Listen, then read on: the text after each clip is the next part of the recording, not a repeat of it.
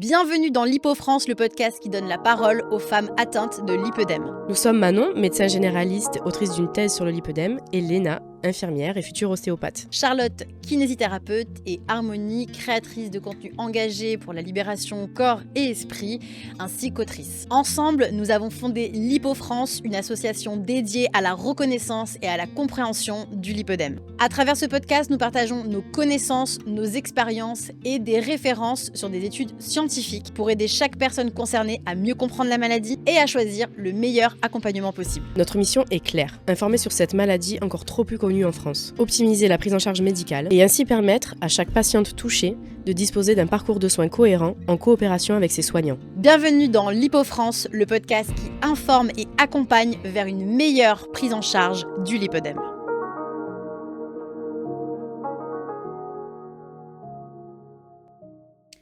Bienvenue dans ce 3e épisode du podcast Lipofrance. Aujourd'hui, on va parler de vivre avec le lipœdème, on va parler d'image de soi, donc comment s'accepter dans un corps qui est atteint par la pathologie du lipœdème.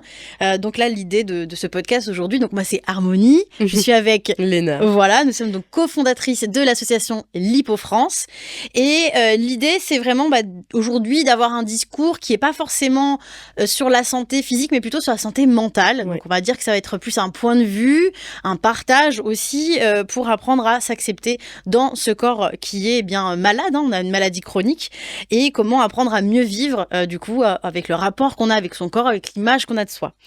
Donc dans les 2 premiers épisodes, on a vu qu'est-ce qu'était le lipœdème, comment le diagnostiquer, aussi comment le traiter, traitement conservateur, les potentielles opérations. Enfin, on a vraiment brassé hyper large, on va dire, c'est plus là sur le point de vue technique, ce qu'on a envie de savoir de plus concret, rationnel, médical et sourcé aussi. Et là aujourd'hui, on va plus regarder comment on vit au quotidien avec cette maladie dans son corps. On a 2 parties pour ce podcast. Dans la première partie aujourd'hui, on va parler de vivre avec son corps et son image.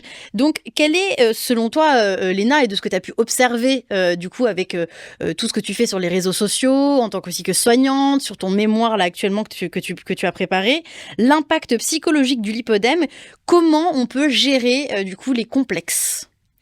C'est une très très vaste question. Je repars sur le même outil qu'est la psychothérapie. Je pense qu'il y a peut-être aussi des outils alternatifs comme la sophrologie qui peuvent aider. Mais en fait, en réalité, je pense que l'idée, c'est de se reconnecter à son corps dans le sens où on s'en est déconnecté complètement. Comme tu disais tout à l'heure, quand tu as réalisé que finalement, tu ferais tout ce que tu veux... Tout ce qui est possible dans l'épisode. Ouais, excuse-moi. Dans l'épisode d'avant, où au moment du diagnostic, tu réalises un peu que finalement, t'auras beau faire tout ce que tu veux. Il faut renoncer aussi à cette croyance qu'on nous a vraiment inculquée, qui est que si je mets en place des actions, je vais forcément réussir par finir par avoir ce corps dont tout le monde rêve, en fait. Ouais, d'accord. Moi, je trouve que ça, c'est hyper important. Et je dirais aussi, ça c'est une phrase que j'emprunte, c'est la diététicienne, la spécialiste dans le lipœdème que j'avais consultée, Aurélie Le Gros-Sec, que je ne peux que conseiller à tout le monde, qui dit, c'est pas parce que on s'accepte qu'on est obligé de s'aimer profondément, tu vois. J'aime beaucoup ça, c'est ce que je dis souvent. Ouais. Et du coup, je trouve ça hyper juste parce que, du coup, moi, j'accepte que j'ai cette maladie, donc je mets des choses, j'ai des actions que je mets en place pour vivre avec. Mais franchement, j'aime pas mon ventre, quoi. Tu vois, parce que je vis quand même dans cette société. Et puis, réussir à se déconstruire complètement. Déconstruire complètement notre schéma de pensée autour du corps, alors que ça fait depuis toi, t'étais enfant, moi, j'avais 12-13 ans, même avant, mais qu'on a toujours dit que minceur égale réussite, égale beauté, égale... Le but à atteindre, valeur, la valeur, genre que tout est mieux quand on est mince, avant de réussir à déconstruire ça, alors que la société entière et même le système politique, je dirais, est construit autour de ça, c'est quand même hyper dur. Donc en fait, faut être doux avec soi, quoi. Je vais commencer par m'accepter déjà, m'accepter avec ma maladie, et puis après, j'apprendrai à m'aimer ou pas. Enfin, en tout cas, certaines zones de mon corps. Mais il faut réussir à pas... En fait, et je pense que c'est pareil pour le fait de vivre au quotidien avec le lipœdème. ça sert à rien de vouloir tout changer d'un coup, quoi. Ça, c'est impossible, ça n'existe Bien pas. sûr. Ou quand on veut changer, qu'on veut plus jamais acheter de plastoc dans sa vie, tu peux pas passer du jour au lendemain à plus jamais acheter de plastoc dans ta vie, quoi. Il y a des étapes, en fait. Bien sûr. Et je pense que plus on met des choses en place doucement, une par une, et genre je change une habitude, et une fois que j'ai bien ancré cette habitude, que j'ai bien changé mon habitude, je passe à autre chose, je modifie autre chose dans ma vie, parce que j'y trouve un intérêt aussi, Bien parce sûr. que j'y trouve du plaisir, ou parce que ça a un impact positif sur moi, ma santé mentale, ma santé physique. Je pense que en fait, il faut vraiment... c'est une façon d'être malade, en fait, quoi. Bien sûr. On n'est plus la même qu'avant, une fois qu'on a le diagnostic de lipœdème ou le diagnostic de n'importe quelle maladie, mais ça définit un peu qui on est, mais c'est pas non plus tout. Donc c'est vraiment un équilibre à trouver, et pour ça il faut pas hésiter, je pense, à faire appel, voilà, à des thérapeutes divers et variés selon sa sensibilité, quoi. Absolument, et justement c'est hyper important de parler d'acceptation et d'amour de soi dans un temps, alors même j'ai envie de dire, si on peut faire un travail dessus avant, alors si on peut, hein, bien sûr, de se faire opérer ou ce genre de choses, et quand bien même quand on apprend qu'on a un diagnostic, ou même avant, moi je le dis parce que c'est mon métier, hein, moi je suis là pour sensibiliser sur le fait de travailler sur la liberté, ce que j'appelle liberté corps et esprit, donc de se libérer des conditionnements, de ce qui va nous impacter, nous empêcher d'être heureux et bien dans sa tête et dans son corps. Je suis d'accord sur le point de vue que l'acceptation n'est pas égale à l'amour. L'acceptation peut entraîner un peu plus d'amour, ça c'est certain. Complètement. Mais il faut bien dissocier les deux. Accepter, l'acceptation pour moi c'est une sorte de deuil. Le deuil n'est pas négatif. Accepter, c'est de se dire aujourd'hui, et je pense que c'est important de le dire dans le lipodème, notre corps ne sera jamais le corps de la beauté standardisée. Même si on est opéré, le corps ne sera pas lisse. La peau a été abîmée, plein de choses ont été abîmées. Et donc, il faut faire ce deuil de se dire qu'on n'aura pas ce corps-là idéalisé. Et c'est important, pourquoi ? Parce que c'est ce qui nous permet aussi de mettre le focus sur autre chose. Moi, je dis toujours, j'ai écrit un livre qui s'appelle Bordel, soyons libres, où j'ai un chapitre très important qui dit « Notre corps n'est pas fait pour être beau ». Et je pense que cette pathologie peut nous amener à revoir l'importance de ce qu'est d'être pleinement. Et c'est ça pour moi l'acceptation. Accepter, c'est j'accepte que le corps aujourd'hui, comme tu dis, je suis dans un corps qui est malade. Donc une fois qu'il est malade, mon rapport à mon corps va être différent. Déjà, je vais lui porter grande indulgence. Je ne suis pas coupable. D'ailleurs, il faut enlever beaucoup cette culpabilité. Hein. Dans cette société, on aime bien dire qu'on est souvent tout coupable de tout. On va avoir une responsabilité de ce qu'on va faire maintenant avec le diagnostic. Mais c'est important, selon moi, de vraiment mettre en avant le fait que nous sommes plus que notre corps et que le lipœdème, peut-être comme d'autres pathologies, peut nous amener cette forme de résilience. Ouais, complètement. Et je pense que c'est hyper... Par contre, tu vois, là où moi, je dirais... Ce que tu disais par rapport au fait des réseaux et tout ça, je dis donc, j'ai quand même énormément de retours de femmes qui se font opérer, etc. Je partage beaucoup avec elles. Pour moi, ça devrait être obligatoire, au même titre que c'est obligatoire de se faire suivre psychologiquement quand on envisage de faire une chirurgie bariatrique, donc une sleeve ou un bypass. Il y a un protocole qui est quand même hyper long. Pour moi, ça devrait être obligatoire d'avoir une prise en charge psychologique avant de se faire opérer du lipœdème. Bien sûr. Ça induit des mécanismes complètement dingues, comme je te disais tout à l'heure, ou je sais plus, dans un dernier épisode. Moi, mes jambes, je les vois comme elles étaient avant l'opération. J'ai besoin de voir une photo de moi pour comprendre que je ne suis plus du tout la même. Et donc mon cerveau, ça fait plus d'1 an, il a toujours pas intégré ça. Donc il y a quand même des choses qui se jouent, qui sont complètement incroyables et très très puissantes. Et donc en plus, par rapport au TCA aussi, comme on l'a dit, la chirurgie guérit pas le lipœdème. En gros, il y a rien qui ne guérit le lipœdème finalement. Si on n'est pas stable sur le plan psychologique avant de se faire opérer, si on n'est pas stable sur le plan du comportement alimentaire avant de se faire opérer, je précise quand même que les troubles du comportement alimentaire, c'est pas forcément se faire vomir ou être anorexique et pas manger du tout, juste ne serait-ce que d'élaborer des stratégies autour de l'alimentation en permanence, ça c'est un trouble du comportement alimentaire. Bien sûr. Mettre son corps au centre de l'alimentation, son corps au centre de tout tous les jours dans sa vie, c'est l'apparence de son corps. Absolument. C'est un trouble, quoi. Et donc si on n'est pas stable sur ce plan-là avant de se faire opérer, franchement, c'est voué à l'échec. Je le répète, mais il y a des récidives, il y a des nanas qui ont tout repris des opérations qu'elles ont faites parce qu'elles s'étaient pas stabilisées sur un plan psychologique avant, parce qu'on leur a dit qu'effectivement ça guérissait tout et du coup elles ont pas forcément appliqué le traitement conservateur, etc. Et puis il y a des choses après qui nous échappent aussi sur le plan hormonal, mais voilà, c'est très très très important selon moi. Et puis c'est un parcours qui est difficile, enfin on va pas faire des courses au magasin du coin, quoi. Je veux dire, l'opération en elle-même, alors la douleur, c'est pareil, le niveau de douleur, c'est subjectif, mais voilà, c'est un parcours intense. Donc il faut être fort dans sa tête avant de le faire. Bien sûr. Et il faut avoir fait le deuil.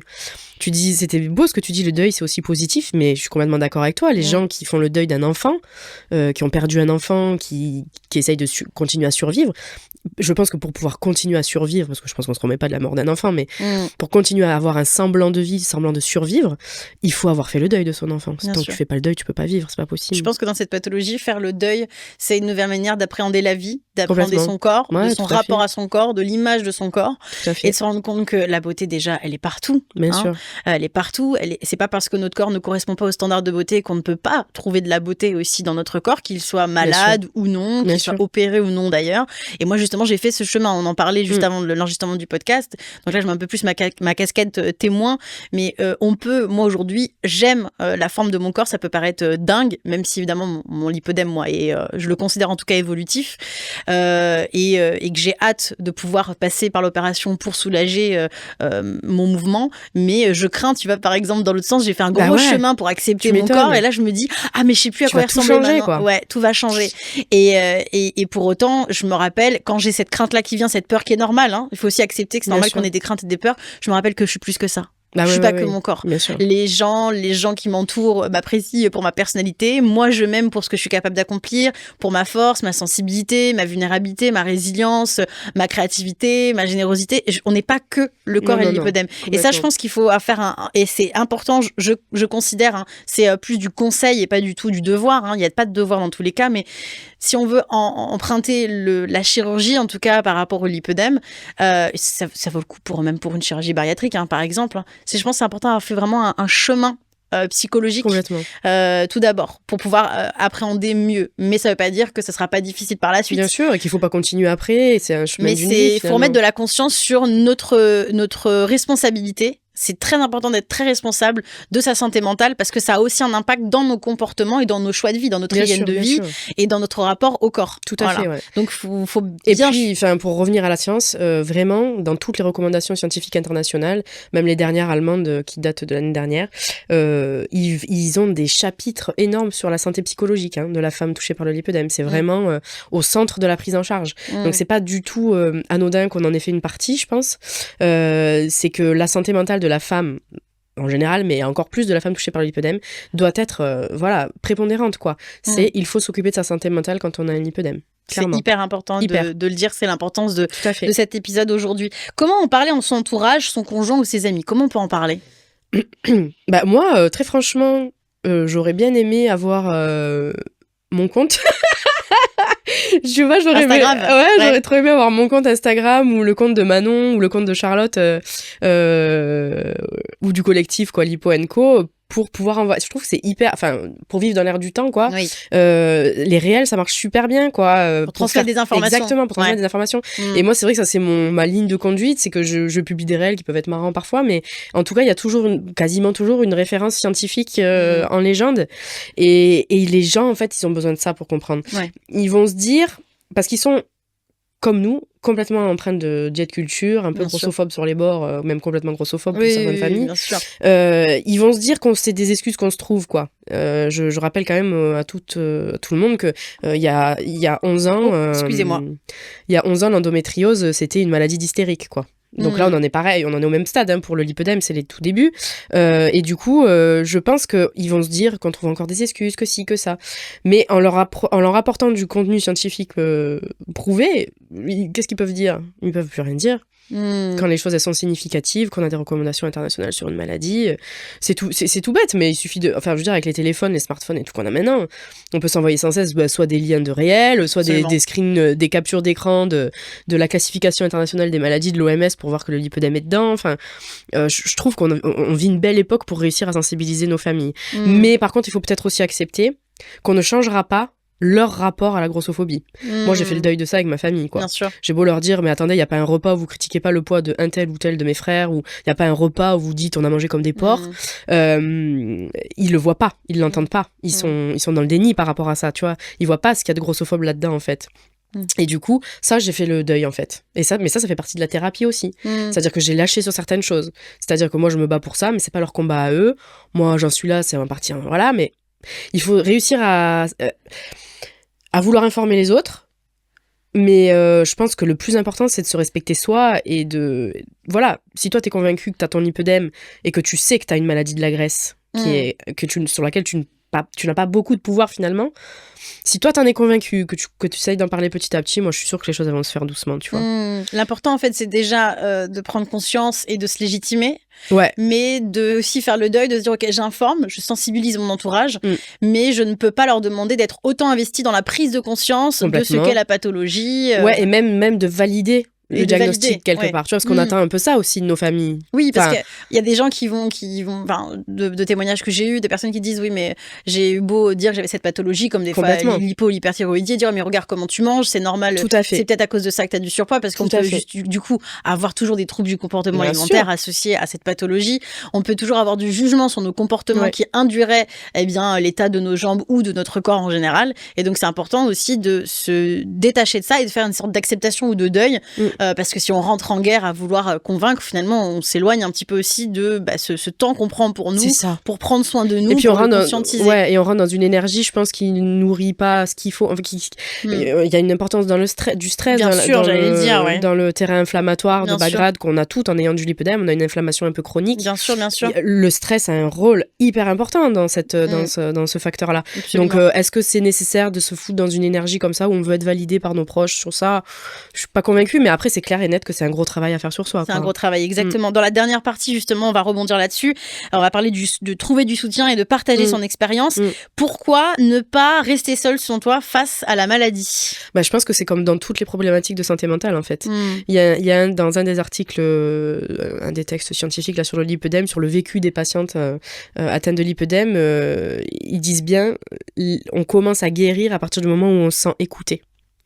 Et en fait, et je suis, je veux dire, ça, on mettra la référence du texte, bon, c'est en anglais, mais on mettra la référence du texte dans la légende du podcast, mais il y a énormément de textes scientifiques qui ont été faits sur le vécu des patientes atteintes de lipœdème, et ils sont tous unanimes là-dessus, sur le fait qu'il faut pas rester dans sa solitude et s'isoler.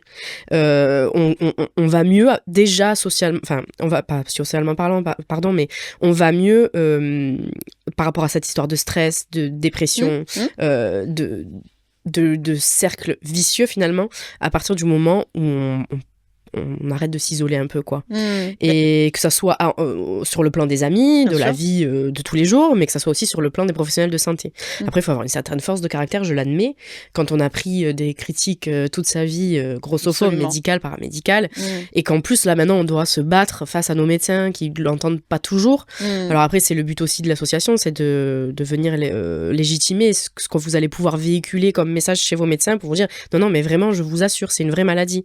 Et je pense que ça, pour le coup, un petit conseil pratico-pratique, mais de dire que le lipœdème apparaît effectivement sur le site de amélie.fr, qui est le site de la Caisse nationale d'assurance maladie, ça peut être déjà un bon début, parce que même si il va continuer peut-être à rester dans son truc, ça vous piquez sa curiosité, il va peut-être finir par aller voir sur le site internet si effectivement on parle de lipœdème. C'est officiel en France en tout cas. Exactement. Justement, où est-ce qu'on pourrait trouver des communautés de soutien et d'échange ? Alors, il y en a sur Facebook. Déjà, mais bon, il faut faire attention parce que moi personnellement, la première, j'avais mis des photos de moi quand j'étais dans le doute du est-ce que j'ai ça, est-ce que j'ai pas ça, par rapport à cette histoire de jambes poteau. Elles m'ont toutes envoyé bouler, j'ai enlevé les photos tout de suite, quoi. Ça m'a mis dans une situation, ouais, je te jure, c'est grave, j'étais choquée, c'est très grave. Moi je le vis aujourd'hui. Il y a des personnes qui cherchent des photos de moi du passé et puis qui disent mais regardez, avant j'étais en restriction, donc voilà. Non, mais on peut pas faire ça, on n'est pas être humain quand on fait ça, c'est très très grave quand quelqu'un est malade, il n'y a pas d'effet de mode. Et qu'il a eu un diagnostic. Voilà. Et qu'on remet en question son diagnostic. Absolument. Ça faut faire vraiment très attention à ça, de ne pas laisser d'autres personnes sous prétexte de, je sais pas, une qu'elles position. Connaissent un peu le truc. Qu'elles connaissent, qu'elles sont atteintes, qu'elles sont dans une asso ou peu importe. Il faut faire très attention à ça. Tout à fait. Et se légitimer. Donc c'est important d'être entouré aussi. Exact. D'où l'importance de trouver des communautés de soutien et de partage. Donc comme tu dis, ça va dépendre les endroits où on va. Exactement. Après je pense qu'Instagram, clairement, c'est une sphère assez sûre, mais il n'y a pas de... Voilà. Mais il y a quand même pas mal d'échanges et plutôt bienveillants. Après, je pense qu'en termes associatifs, il y a beaucoup à faire, en termes d'antenne locale, etc. Mais c'est des choses qui prennent énormément de temps à être construites. C'est pour ça qu'on a fait cette association nous aujourd'hui, bien sûr. C'est pour pouvoir justement centraliser des informations sourcées, fiables, un soutien, en tout cas, voilà. Puis sachant que les choses vont évoluer, et donc on continuera à communiquer là-dessus et réunir des personnes qui sont aujourd'hui atteintes, ou suspectes en tout cas de l'être, pour pouvoir avancer sereinement et se sentir soutenu. C'est très très important. Justement, on va parler du rôle des associations comme l'Hypo-France. Pourquoi et comment s'engager ? On peut devenir adhérente. Déjà. Parce que du coup, en soutenant l'association, on soutient aussi les démarches qui peuvent être faites. Manon pourrait présenter sa thèse à l'étranger. Présenter sa thèse à l'étranger, ça a un coût. Il faut se déplacer, il faut se loger sur place, il faut payer souvent l'entrée à la convention et du coup on va pas se plaindre, on est des gens qui gagnent bien nos vies entre guillemets, tu vois, on est infirmière et médecin, on va pas pleurer, mais ça coûte quand même de l'argent tout ça quoi, ça coûte vraiment, et puis le temps qu'on passe aussi. Absolument. C'est un temps qu'on passe qui n'est pas rémunéré. Moi je passe énormément de temps à créer du contenu, à faire des choses sur le terrain, etc. C'est du temps que je ne passe pas avec ma famille. Aujourd'hui on n'est pas rémunéré pour le faire. Mais on paye même pour le faire. Absolument. Et donc du coup tout ça, c'est des choses qu'il faut assumer financièrement. Est-ce qu'aujourd'hui l'Hypo-France a la démarche, je te pose la question même si je connais la réponse, mais a la démarche d'aller former ou sensibiliser aussi des soignants ? Alors oui, c'est quelque chose qu'on a envie de mettre en place assez rapidement. Après, la question c'est de savoir comment on le fait, sous quel modèle, comment on le... Parce qu'après voilà, c'est pareil, souvent les formations de soignants, ça s'inscrit dans le démarche de la formation continue. On a un devoir de formation continue quand on est soignant, mais ça c'est des formations qu'on paye, il y a des organismes qui permettent de payer ces formations, enfin bref, c'est quand même très compliqué à monter. Et puis il faut un support qui soit intéressant, que les gens puissent en faire quelque chose derrière. Et puis après il y a on forme au lipœdème, mais du coup la caisse d'assurance maladie pour l'instant elle fait pas grand chose pour nous quoi. Donc du coup qu'est-ce que vont en faire les patients derrière de ces infos qu'ils vont recevoir du médecin. Enfin, voilà, il y a beaucoup de choses qu'il faut réfléchir etc. Mais évidemment la formation aux soignants fait partie des objectifs de l'asso, oui. Super. Merci beaucoup. En tout cas, le but, c'est qu'on développe davantage des associations à proposer beaucoup de choses, que ce soit de pouvoir donner des informations sur un protocole ou peut-être essayer d'informer le plus possible, comme on est en train de le faire là dans ce podcast, et d'aller de plus en plus loin pour faire du coup, non, j'ai pas envie de dire reconnaître, mais en tout cas pour améliorer la prise en charge. Ouais, tout à fait. C'est un de nos objectifs, aussi. Je te remercie beaucoup pour ce troisième épisode. Pardon, j'étais perdue. Où on a vraiment un peu plus parlé de l'acceptation, là vraiment l'investissement psychologique, émotionnel, et puis aussi cette position qu'on a dans notre vie, comme en tant que personne malade, il faut le dire, c'est une maladie. Eh bien, on vous invite aussi à nous rejoindre sur Instagram. N'hésitez pas à vous abonner au compte L'Hypo-France, à vous abonner aussi à la chaîne YouTube, à vous abonner évidemment aussi du coup au podcast qui se trouvera sur toutes les plateformes de audio. Voilà, merci beaucoup Léna, et on se retrouve très bientôt pour un prochain épisode.